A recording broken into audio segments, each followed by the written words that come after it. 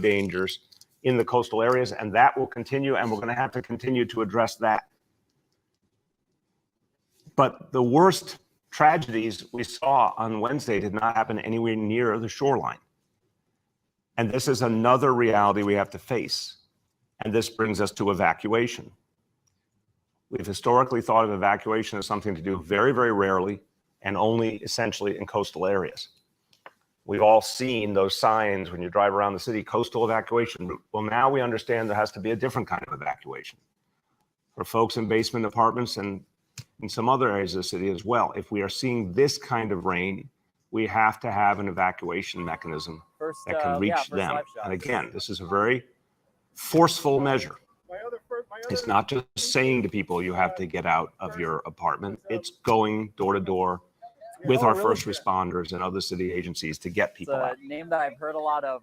Clearly, we also understand this kind of rain creates overwhelming conditions for our sewer system, the drains, which means earlier and more intensive efforts to clear them in advance of a storm. This level of water sewer systems, honestly, are not built to be able to handle. At least we can try and get ahead of it with maximum preparation, because we've now been warned that this kind of rainfall could happen again. So that's the first part. The second part relates to basement apartments. We know that basement apartments create a whole set of particular challenges. We are now going to be speaking going forward to people who live in basement apartments, specific messages, specific cell phone alerts, telling people about the vulnerabilities they face in these kind of rain events. Again, with that door-to-door evacuation as a necessary tool, which we can activate when needed. But it's the very act of telling people, we are going to prepare to evacuate you from your apartments so that people are in the mindset early. We hope, of course, with tools like evacuations and travel bans to not have to use them ultimately. But by telling people it's a real possibility and by putting the structure in place, we're going to both prepare people, but also have a tool we can use rapidly if we get a report of this kind of escalation coming. And we're going to have to assume the escalation, because with all the good efforts made to project weather, we now understand that this kind of radical, sudden change in weather is beyond the understanding, beyond the reach of any of our typical measuring tools. Things are happening that projections can't track with accuracy or consistency, which means we have to assume the worst in a way we never have before. That storms will move faster, that they will be much more severe, they will be much more sudden, that they will set records regularly. It's a very different mindset. This is what we're going to do, particularly focused on folks in basement apartments, to change the paradigm. We also want to emphasize, anyone in a basement apartment, if you're in any danger at all, call 911 and never wonder if your documentation status will be asked. It will not be. Never wonder if there'll be any threat to the place that you live in if you call because you're in danger. We want to save lives. We're not here to make people vulnerable. We want to save lives. So people should be assured, if you call 911, that is just about protecting you and your family and nothing else. Third part, Extreme Weather Response Task Force. We're going to have government officials who work in all the different areas, consulting with outside experts. We're going to put together a new set of protocols and policies by Climate Week, and that is by the September 26th week. That makes clear that tragically these extreme incidents are now the new normal.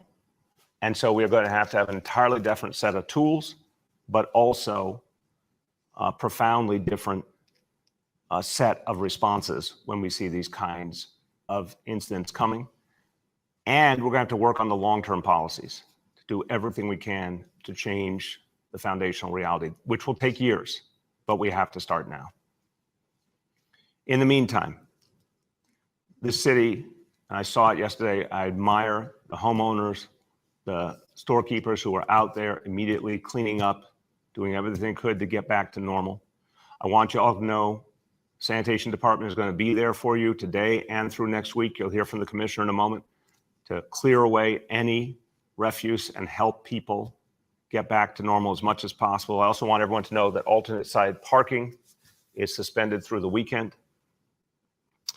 And for everyone out there, homeowners, small business owners who have suffered a real blow here, we want to get financial help and all forms of help to you right away. There's going to be a variety of tools that are made available, direct financial aid for homeowners and business owners, legal assistance, anything that we can get to people quickly to help them. Our Small Business Services Department is going to do. We're going to work closely with the federal government and the state. I want to thank President Biden, who issued a federal emergency declaration. And I want people to know that the three levels of government are working together to speed that aid and get it in people's hands. Those are some of the updates I want to give. I now want you to hear from our Emergency Management Commissioner, John Stravani, who's going to give you the latest. We've obviously been watching a variety of situations, the roads, which thank God are better now, subways, which have come back. He'll give you an update on where things stand today, and then we'll turn to our Sanitation Commissioner, Ed Grayson. But first, Emergency Management Commissioner, John Stravani. Thank you, sir. As the mayor mentioned, we experienced devastating effects from the storm, including the loss of life and significant personal property damage. I think all of us across the city know of someone that's been impacted by this severely. I just wanted to give you a quick update on what we're doing and what we have done. So we're working around the clock to make sure New Yorkers have the resources they need. Yesterday, we stood up a virtual disaster assistance center to provide resources to impacted individuals. You could access this by going to 311 or nyc.gov/IDA, IDA. We're also later today standing up in each borough in-person disaster assistance centers, and that information will also be available through our website or 311. We've had the Emergency Operations Center will remain active 24 hours a day, 7 days a week until we transition. We've activated our dewatering, damage assessment task forces, and the tow truck task force to pump water, assess damage, and tow vehicles. As of now, the NYPD and our support agencies have towed over 1,300 cars. We've dewatered hospitals, government buildings, and personal property, people's homes. There are over 1,000 buildings reported with damage so far through 311, and our buildings department is in the process of assessing each of those locations. So please call 311 to report your damage to your home, business, or to the street.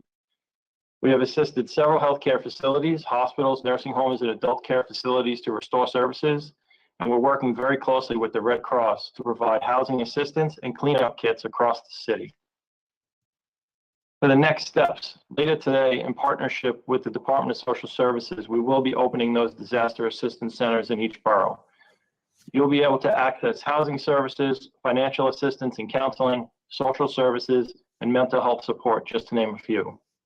We're going to continue to coordinate this interagency response, including damage assessment, pump out operations, debris removal, support to New Yorkers and assistance, and restoration services. Later today, you will continue to see our buildings department folks doing damage assessment, and tomorrow we will start doing assessments with the federal government and New York State. We're going to continue to hold these interagency meetings with the local, state, and federal agencies, as well as our partners and elected officials, until we get through this. We're going to be deploying those coordinated teams throughout the week and as long as we need to. And as mentioned earlier, alternate side of the street parking will be suspended through September 8th. Thank you, Mr. Mayor. Thank you very much, Commissioner. And now I want you to hear from our Sanitation Commissioner. I always say sanitation does amazing work. The men and women of the Sanitation Department don't get enough praise and appreciation. After Sandy, I remember how they literally, the care and the concern they showed to people all over the city who were dealing with so much pain, just helping them clear away all the things that reminded them of the tragedy and helping them move forward, and the kindness that sanitation workers showed. People really appreciate it. Well, here again, after this tragedy, sanitation workers are out there now in force, helping people clean up, helping move their lives forward. I want you to get an update now from our Commissioner, Ed Grayson. Good morning. Thank you, Mr. Mayor.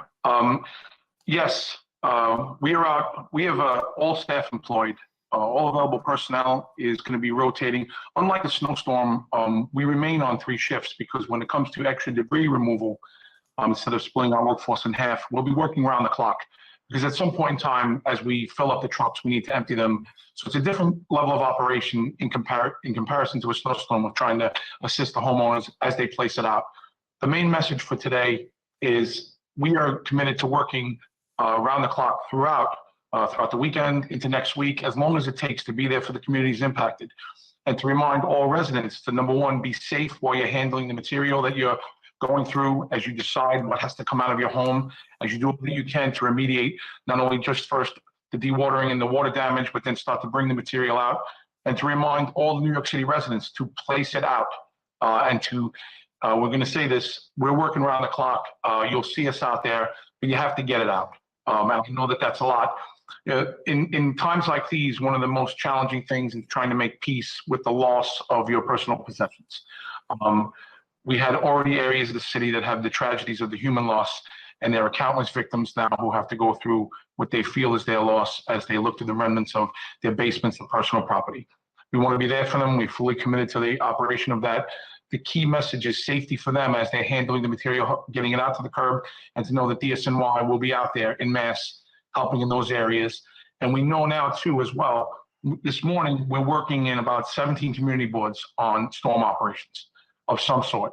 We know that that is not the full picture because people will be bringing it out. They will go down, they will come home from where they were, they will find new material. And we understand that. And we're looking to work with all of our local partners. We've been contacting all the local community boards and the community leaders to say we're here to remind the residents what to do. And we're committed to that response throughout. Thank you, sir. Thank you very much, Commissioner. Again, thank you. Please pass on my thanks to all the men and women of sanitation who are really helping people deal with this very, very difficult time. Thank you. Now, someone else who's done extraordinary work helping out his neighbors, and I was with him yesterday in Brooklyn. I want you to hear from one of our members of the City Council who really went out there, helped people personally to clean up, took me around to stores where store owners had seen huge losses. Totally hands-on in his approach. I want to thank him for that, but also we were able to show the store owners how the city could help them and give them immediate answers and immediate response. And I know that was so important to them. I want you to hear from soon-to-be Borough President of Brooklyn and still Council Member Antonio Reynoso. Thank you, Mr. Mayor, for giving me the opportunity to be here. And thank you for coming yesterday to Bushwick. In these times, a lot of folks feel extremely vulnerable. They feel helpless. And I think to see the mayor's office, to see, sorry about that, to see small business services, the Department of Sanitation, and just folks being present immediately in the aftermath really gave them some hope and an idea that we will be back and we will make sure that we make them whole. Any resource available will be made available to them. And we're going to make sure that they don't have to go far or look for resources through tons of bureaucracy. We're just going to make this as easy as possible to make sure that they get that service. But look, we have long-term and short-term work that needs to happen. I'm extremely grateful to see this plan being put forth by the mayor that is going to speak to a storm that can happen tomorrow or next week. We need immediate, proactive action to happen so that we prevent any future, damages to property or life. If we can prevent that, we want to make that happen. But then we have to talk about the long term. There's infrastructure issues in this city that really need to be addressed.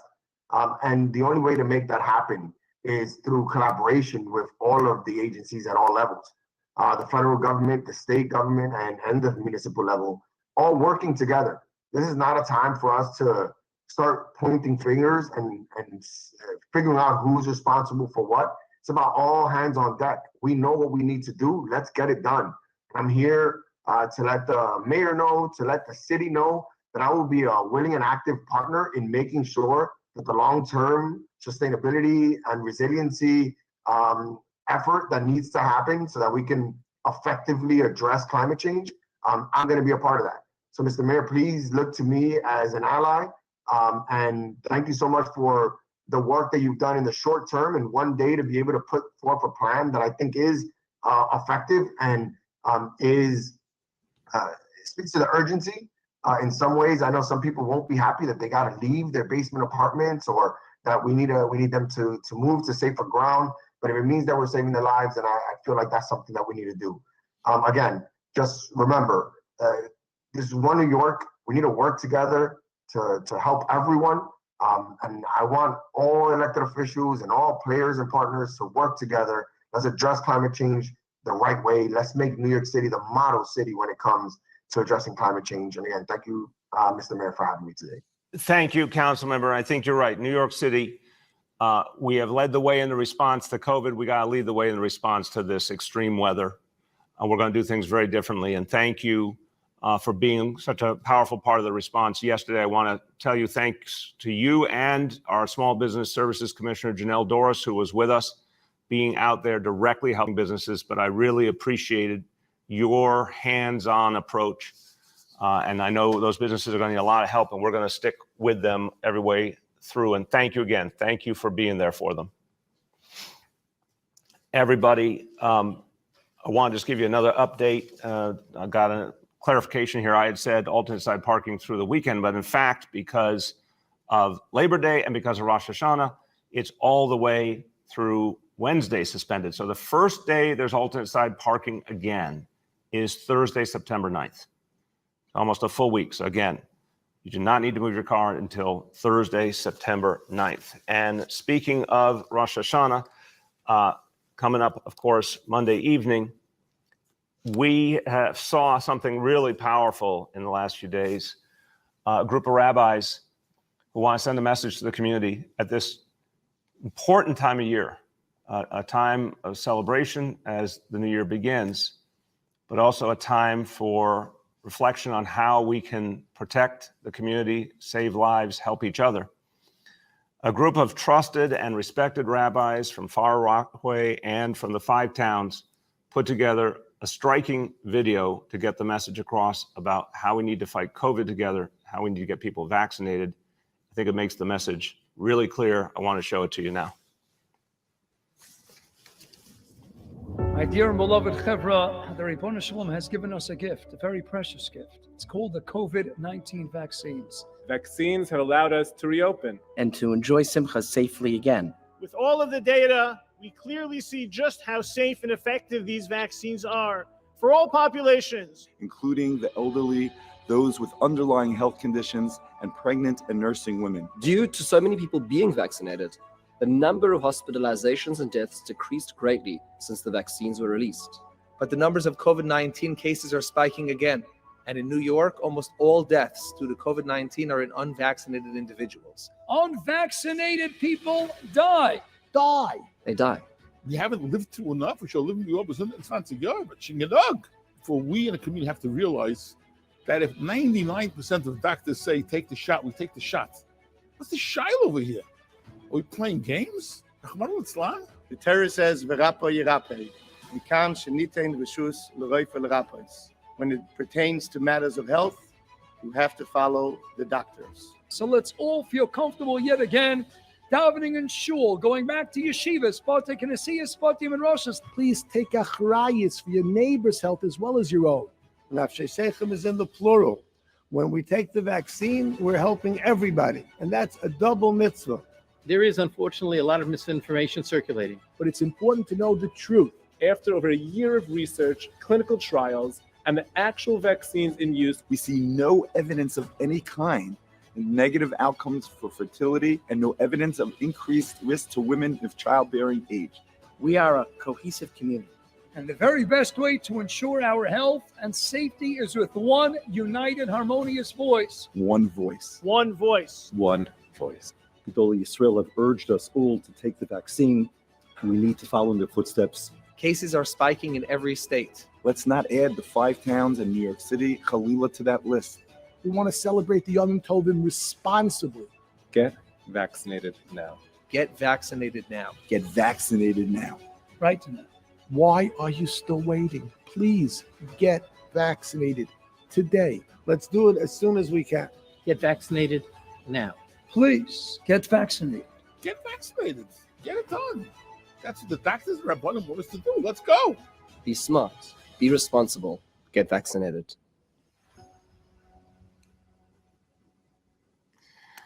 You know, it's been a year and a half we've been fighting this battle, and I've seen many appeals to people to really understand how important it is to protect each other. This is one of the most powerful and moving to me. It says it all. And I want to thank all the rabbis who participated.